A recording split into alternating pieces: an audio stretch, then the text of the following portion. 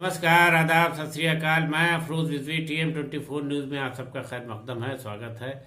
पेश है देश दुनिया के हालात से जुड़ी खबरों पर अखबारों के तबसरे। अखबारात ने देश दुनिया के हालात पर जो तबसरे किए हैं उसमें मुल्क के भीतर अडानी ग्रुप को लेकर के तमाम जो हिडनबर्ग की रिपोर्ट आई है उस पर चर्चा कराने और JPC की जांच के लिए टीम गठित करे जाने की मांग को लेकर के विपक्ष ने अपने अड़ियल रुख को अभी भी जारी रखा है।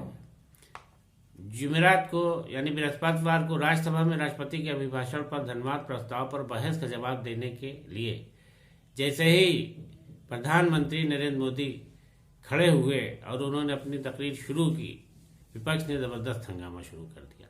कांग्रेस समेत सभी विपक्षी दलों के सांसदों ने उनके खिलाफ तमाम आरोपों की झड़ी लगा दी। उन्होंने मोदी और अडानी को लेकर जमकर नारे लगाए। इन नारों में मोदी अडानी भाई भाई और अडानी पर मुंह तो खोलो, कुछ तो बोलो, अडानी पर जवाब दो। अपोजिशन के इस हमले से एक बार प्रधानमंत्री घबराते हुए नजर आए और उन्हें तकरीर भी बीच में रोकनी पड़ी, लेकिन उन्होंने किसी तरीके से अपनी तकरीर को पूरा करने की कोशिश की, लेकिन बहरहाल हंगामा जारी रहा। और उधर राज्यसभा में अपने खिलाफ इस जबरदस्त हंगामे को देख करके प्रधानमंत्री नरेंद्र मोदी भी खामोश नहीं रहे। उन्होंने भी जबरदस्त हमला करना शुरू कर दिया। विपक्ष को निशाने पर लेते हुए उन्होंने किसी का नाम नहीं लिया, गांधी परिवार का नाम लिए बगैर कहा कि देश किसी भी एक परिवार की जागीर रही है। और उन्होंने नेहरू के नाम को लेकर के भी तमाम तरह की तंज कसा और कहा कि आज इस परिवार का कोई व्यक्ति अपने नाम के आगे नेहरू क्यों नहीं लगाता। हैरत की बात है, मैं खुद उनसे जवाब चाहता हूँ, मगर अफसोस है कि आज हमसे लोग जवाब मांग रहे हैं। यहाँ पर कांग्रेस में हुकूमत के दौर में तमाम सरकारों को, चुनी हुई सरकारों को गिराने की परंपरा रही है। लगभग 50 सरकारों को गिराया गया था। इनमें NTR और MGR और करुणानिधि जैसे दिग्गज नेताओं की सरकारें गिराई गई थी। प्रधानमंत्री ने अपने स्पीच में, अपने तकरीर में कई और पार्टी की सरकारों के नाम भी गिनाए। वामपंथी पार्टी की भी सरकार गिराने को बात कही। उन्होंने कहा कि कांग्रेस के जब हुकूमत थी तो इंदिरा गांधी प्रधानमंत्री थी, उनके दौर में करीब 50 ऐसी सरकारों को गिराया गया था जो चुनी हुई सरकारें थी। लेकिन हैरत की, अफसोस की बात है कि आज विपक्ष में कांग्रेस के लोग हमसे इसका हिसाब मांग रहे हैं।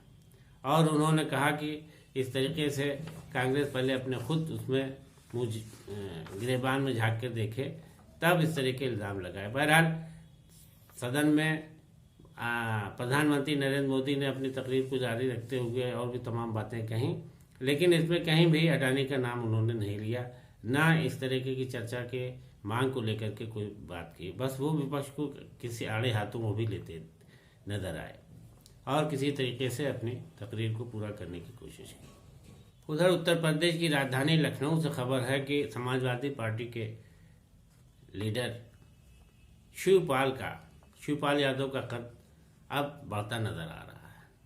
अभी कुछ ही माह पहले उनकी हालत ये हो गई थी कि उन्हें अपनी अलग पार्टी बनानी पड़ी थी, समाजवादी पार्टी छोड़ करके प्रगतिशील समाजवादी पार्टी, और वो पूरी तरह अकेले पड़ गए थे। समाजवादी की बागडोर संभाल रहे पूर्व मुख्यमंत्री अखिलेश यादव ने भी उन्हें तवज्जो देनी कम कर दी थी।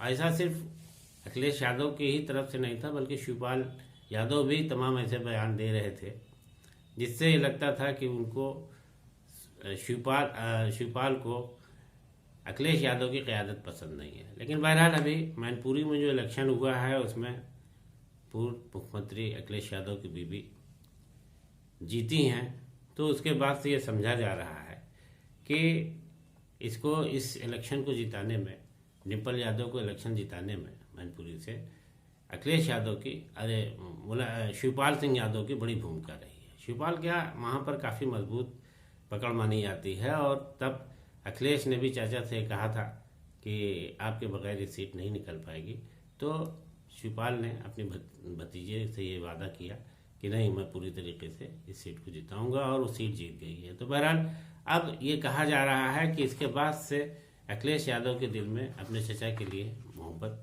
ज़्यादा बढ़ गई है और उनसे निकटता बढ़ रही है।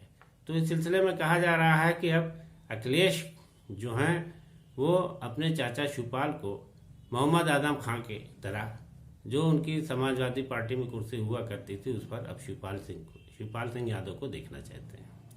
बहरहाल ये चर्चाएं दूर पकड़ रही हैं, अभी ऐसा कुछ हुआ नहीं है, लेकिन ये कहा जा रहा है कि चूंकि मोहम्मद आजम खां की विधायकी जा चुकी है, वो पार्टी में कम सक्रिय दिखाई देते हैं, तो ऐसे में शिवपाल सिंह यादव को उनकी जगह लाया जा सकता है। और बता दें कि समाजवादी पार्टी के मुखिया रहे मुलायम सिंह यादव के छोटे भाई हैं शिवपाल यादव, और वही उनको राजनीति में लाए थे, और आज वो अपने भतीजे के नेतृत्व में समाजवादी पार्टी में शामिल है।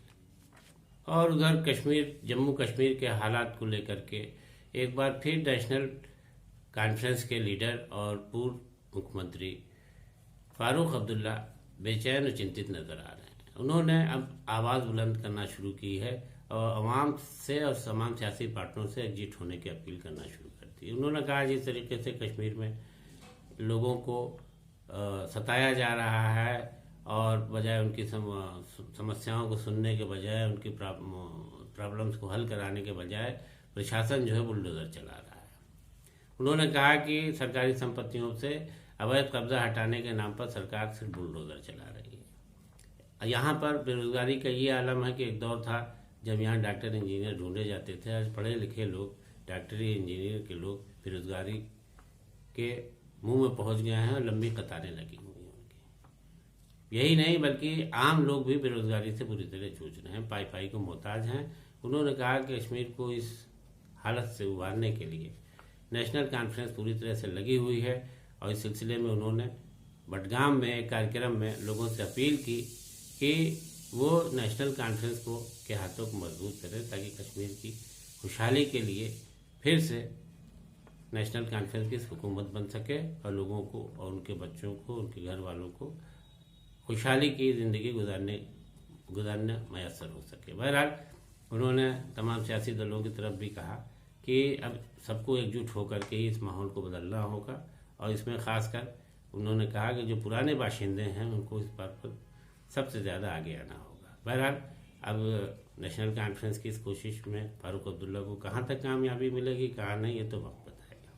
और हैदराबाद से काफ़ी अफसोसनाक खबर मिली है कि एक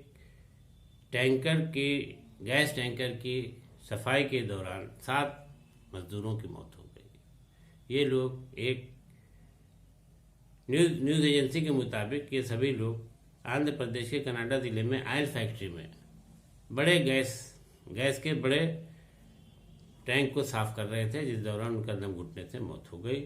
और सभी लोग यहाँ के कर्मचारी बताए जाते हैं। इस सिलसिले में उनको बचाने की कोशिश की गई, लेकिन उनमें 7 लोगों की मौत हो गई। और इसी तरीके से उत्तर प्रदेश के जिला गौतम बुद्ध नगर में ग्रेटर नोएडा में रोडवेज बस से टकराकर 7 लोगों की मौत हो गई। ये लोग भी वहाँ के बादलपुर इलाके के जीटी रोड पर एक हीरो मोटर्स फैक्ट्री के कर्मचारी थे, और वो लोग अपने काम पर जा रहे थे, तभी उनको ट्रक ने रौंद दिया, जिसमें मौके पर 7 लोगों की मौत हो गई। पुलिस इस मौके पर पहुंच के कार्रवाई कर रही है। हादसे के बाद मौके से ट्रक ड्राइवर भाग निकला। और इसके अलावा हिमाचल प्रदेश के ऊना में आग लगने से 4 बच्चों की मौत हो गई, जिंदा जल गए। बताया जाता है कि ऊना में एक परिवार बिहार का था जो झोपड़ी में रहता था, उसमें अचानक आग लग गई। जब तक लोग आग बुझाते तब तक 4 बच्चे मौत के मुंह में समा गए। इनमें एक बच्ची भी शामिल है। बहरहाल इन अफसोसनाक हादसे के बाद लोगों ने राहत पहुंचा रहे हैं, पुलिस भी मदद कर रही है, और आग कैसे लगी इसका पता नहीं चल पाया है। और उधर कुछ विदेशी खबरों पर भी तबसरा। अमेरिका से एक बेरोजगारी को लेकर एक बुरी खबर है।